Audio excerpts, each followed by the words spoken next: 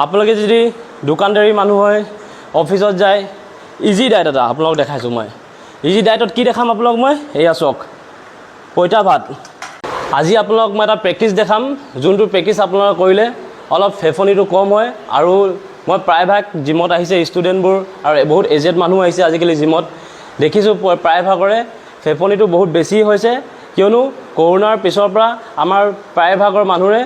হাৰ্টৰ প্ৰব্লেম বহুত হ'ব ধৰিছে আৰু অলপ কিবা কৰিলে ভাগৰি যায় সেইকাৰণে আপোনালোকে পাৰ ডে মই এটা সৰু প্ৰেক্টিছ এটা দেখাম আপোনালোকে পাৰে যদি কৰক আপোনালোকৰ ভাল বেনিফিট হ'ব আপোনালোকে 10 দিনমান কৰি চাওক আপোনালোকৰ ফেফনিটো অলপ হ'লেও দূৰ হ'বই চাওক আপোনালোকে প্ৰেক্টিছটো কেনেকৈ মই কৰিছোঁ ষ্টাৰ্টিং একদম ইজি প্ৰেক্টিছ এই দেখিছে আপোনালোকে ওচৰতে ভৰিখন এনেকৈ ইমানৰ ওপৰত শোল্ডাৰ লেভেলত থৈ ল'ব শ্ল' আপোনাৰ বহিলে এনেকৈ আপোনাৰ লেগতো পাৰ জোৰ আহিব আৰু শ্ল' গৈ থাকিব আপোনালোকে এয়া দেখিছে গ'ল আকৌ নেক্সট এনেকৈ শ্ল' আপোনালোকে আহি থাকক আকৌ উঠক আপোনালোকে পাৰ ডে 10টাকৈ ৰেষ্ট 10টা নোৱাৰিলেও আপোনালোকে 5টা হ'লেও এনেকৈ কৰক একদম ইজি প্ৰেক্টিছ লেগত আপোনালোকৰ ইমান জোৰ আহিব আপোনাৰ ক'ৰো ষ্ট্ৰং হ'ব শোল্ডাৰো ষ্ট্ৰং হ'ব চেষ্টতো প্ৰেছাৰ পৰিছে ভাল ষ্ট্ৰং হ'ব আপোনালোকে এই প্ৰেক্টিছটো পাৰে যদি 10টা ফাৰ্ষ্ট কৰিব লাহে লাহে সদায় আপোনালোকে মৰ্ণিং বা ইভিনিং বা ৰাতিও আপোনালোকে যদি ডিউটিৰ পৰা আহিছে ৰাতিও কৰক আপোনালোকৰ ফেফনিটো বহুত কম হৈ যাব প্ৰেক্টিছটোত তাৰপিছত আপোনালোকক মই এই প্ৰেক্টিছটোৰ পিছত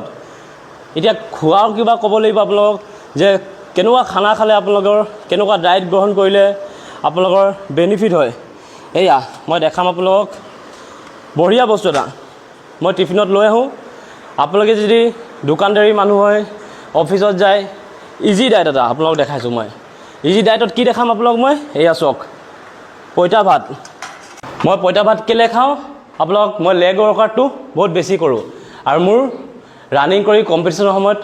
অলপ জইণ্ট পেইনো হৈ গৈছিলে এই জইণ্ট পেইনৰ কাৰণে পইতা ভাত বহুত জৰুৰী আৰু কিবা কিবি গুণ আছে মই আপোনালোক জনাম আৰু মই এতিয়া ৱেইট ট্ৰেইনিঙো কৰিছোঁ যদিও মোৰ একো প্ৰব্লেম হোৱা নাই সেইকাৰণে আপোনালোকে পইতা ভাত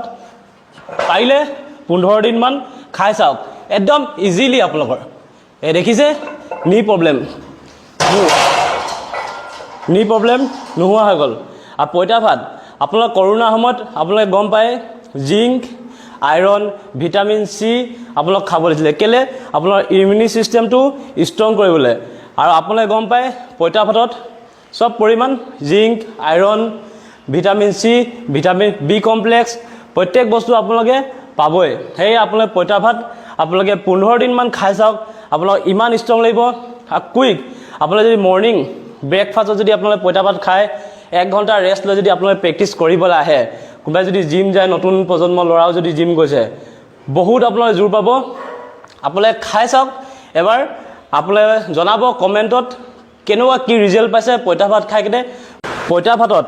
73 মিলিগ্ৰাম আপোনালোকে আইৰণ পাব আৰু নৰ্মেল ভাতত 7.3 মিলিগ্ৰাম আপোনালোকে আইৰণ পাব আপোনালোকে ভাবক এতিয়া পইতা ভাত খাব না নৰ্মেল ভাত খাব মই আজি 10-15 দিনৰ পৰা খাই আছোঁ পইতা ভাতৰ ৰিজাল্ট পাইছোঁ আপোনালোকে খাওক আৰু পইতা ভাত আপোনালোকে যদি ক্লিনকৈ নিমখ তেল নিদিয়াকৈ তিয়াই থয় আৰু সেই পানীখিনি আপোনালোকে যদি চুলিত লগায় চুলি আপোনালোকৰ বহুত ষ্ট্ৰং হ'ব এই কণ্ডিশ্যনাৰ হিচাপে আপোনালোকে ব্যৱহাৰ কৰিব পাৰে আৰু স্কিনত লগালেও আপোনালোকৰ স্কিনখন হাৰ্ড হ'ব এই পইতা ভাতত ইমান গুণ আছে আপোনালোকে ভাবক আৰু কুইক ষ্টেণ্ড পাৱাৰ দিয়ে আপোনালোকৰ ফেফনি উইকনেছ যদি লাগিছে আপোনালোকে পইতা ভাত খাওক বহুত ষ্ট্ৰং হ'ব আপোনালোকে গুণবোৰ দেখিলে আপোনালোকৰ জইণ্ট পেইন গেষ্ট্ৰিক আলচাৰ কাৰোবাৰ যদি হাই ব্লাড প্ৰেছাৰ আছে